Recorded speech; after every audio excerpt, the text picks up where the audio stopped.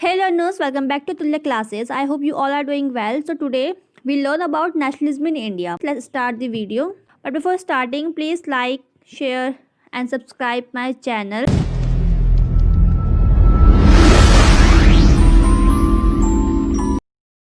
So first, what is nationalism, right? So nationalism क्या होता है? नेशनलिज्म बेसिकली किसी भी पर्सन का अपने देश के प्रति जो राष्ट्रवाद होता है कि हम अपने देश के लिए क्या फील करते हैं, अपने देश के हमारे देश के अगेंस्ट अगर कुछ हो रहा है तो हम उसके लिए आवाज़ उठाएंगे, अपनी फ्रीडम के लिए आवाज़ उठाएंगे, तो वही हुआ नेशनलिज्म। सो हम पहले ये पढ़ेंगे कि जो नेशनलिज्म था वो इंडिया में बेसिकली स्टार्ट कैसे हुआ, ऐसे क्या क्या सर्कमस्टांसेस हुई जिसके कारण कि इंडिया में नेशनलिज्म ज़रूरी हुआ।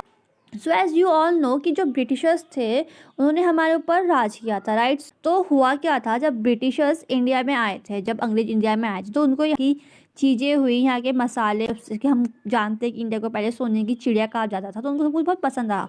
तो उन्होंने क्या किया कि उन्होंने इंडिया में आके यहाँ के किंग्स को मैनिपुलेट करते रहे और यहाँ पे अपना शासन बढ़ाते रहे।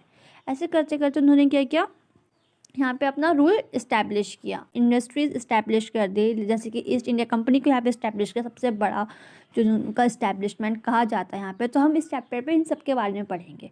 इस चैप्टर पे हमारा जो मेन फोकस है वो यही है कि 1920 से लेकर कौन कौन से रिवॉल्यूशंस हुए जिसके कारण इंडिया में नेशनलिज्म बढ़ा, जैसे कि non cooperation movement, the civil disobedient movement और बहुत सारे मूवमेंट्स इसमें हैं। सो आज की टॉपिक में मैं बेसिकली जो स्टार्ट करने वाली हूँ वो है the Satyagraha movement and the world war first. और जो वर्ल्ड वॉर फर्स्ट का इम्पैक्ट था इंडिया में वो क्या हुआ।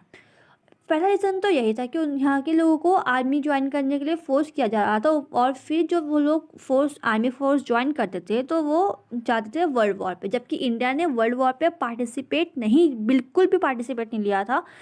सेकेंड रीज़न ये था कि जो 1918 टू 1919 एंड 1920 टू 1921 में इंडिया में जो क्रॉप्स थी वो फसलें उगी नहीं थी अच्छे से, बहुत लॉस हुआ था, शॉर्टेज ऑफ फूड हो गया था। उसके के कारण क्या हुआ, जो फार्मर्स थे ना उनको बहुत नुकसान झेलना पड़ा।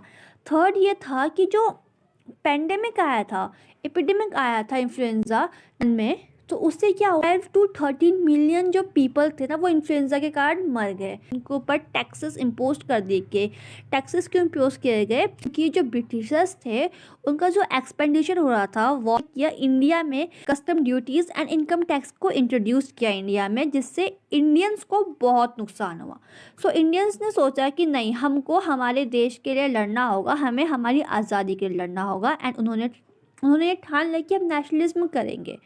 सो नेशनलिज्म का जो सबसे पहला आता है वो था Satyagraha movement. So guys, world war first के बाद हम बात करते हैं द सत्याग्रह मूवमेंट की। Mahatma Gandhi Satyagraha movement, let's start this. So Satyagraha movement जो था वो महात्मा गांधी ने किया था स्टार्ट। महात्मा गांधी इंडिया वापस लौटे थे जनवरी 1915 में। जैसे कि हम सब जानते हैं कि वो साउथ अफ्रीका जा रखे थे अपनी स्टडीज़ के लिए एज अ लॉयर। सो वहाँ से स्टडीज़ कंप्लीट करने के बाद वो इंडिया लौटे वापस 1915 में। एंड जब वो इंडिया वापस लौटे तो उन्होंने देखा इंडिया में बहुत अत्याचार हो रहा है, यहाँ के लोगों पे बहुत अत्याचार हो रहा है, हमें कुछ करना होगा। सो ही स्टार्टेड सत्याग्रह मूवमेंट। तो जो सत्याग्रह का मीनिंग होता है सच्चाई की शक्ति और सच्चाई को सामने लाने की ज़रूरत क्या है। तो गांधी जी ने कहा था कि हम नॉन वायलेंस के थ्रू अपनी लड़ाई लड़ेंगे, हम अहिंसा को अपनाएंगे, हम हिंसा नहीं करेंगे। महात्मा गांधी का ये भी मानना था कि जो नॉन वायलेंस है ना, यही इंडिया को एक साथ यूनाइट कर सकता है, एक साथ जोड़ के रख सकता है। सो सत्याग्रह मूवमेंट में 3 प्लेसेस है जो बहुत इम्पॉर्टेंट है। 1917 महात्मा गांधी बिहार के चंपारण में गए एंड वहाँ पर उन्होंने जो पीजेंट्स जो स्ट्रगल कर रहे थे ना प्लांटेशन सिस्टम को लेकर, उनके लिए उन्होंने बोला सत्याग्रह मूवमेंट करेंगे, और वहाँ पे उन्होंने सत्याग्रह मूवमेंट स्टार्ट कराया। सेकंड, 1917 में ही उन्होंने सत्याग्रह को ऑर्गेनाइज कराया खेड़ा डिस्ट्रिक्ट ऑफ गुजरात में। टाइम इंडिया में प्लेग्यू आ रखा था, पेंडेमिक आ रखा था। तो जो खेड़ा डिस्ट्रिक्ट में थे ना वहाँ पे उनकी फसलें नहीं उग पाई थी। उसके बावजूद भी जो ब्रिटिशर्स थे उन्होंने क्या कहा था कि हमको हमारे टैक्सेस चाहिए, हमको हमारा रेवेन्यू चाहिए। सो इसके खिलाफ उन्होंने सत्याग्रह मूवमेंट किया था खेड़ा डिस्ट्रिक्ट गुजरात में। थर्ड एंड लास्ट उन्होंने जो मूवमेंट किया था, सत्याग्रह मूवमेंट, वो था अहमदाबाद में 1918 में किया था ये मूवमेंट। इसमें इन्होंने जो कॉटन मिल के वर्कर्स थे उनके लिए किया था। जो कॉटन मिल के जो वर्कर्स थे उनको जितनी भी डिफ़िकल्टीज आ रही थी उनके लिए इन्होंने सत्याग्रह मूवमेंट स्टार्ट किया था।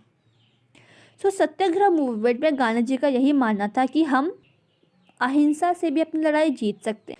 So thank you guys, please like share and subscribe my channel.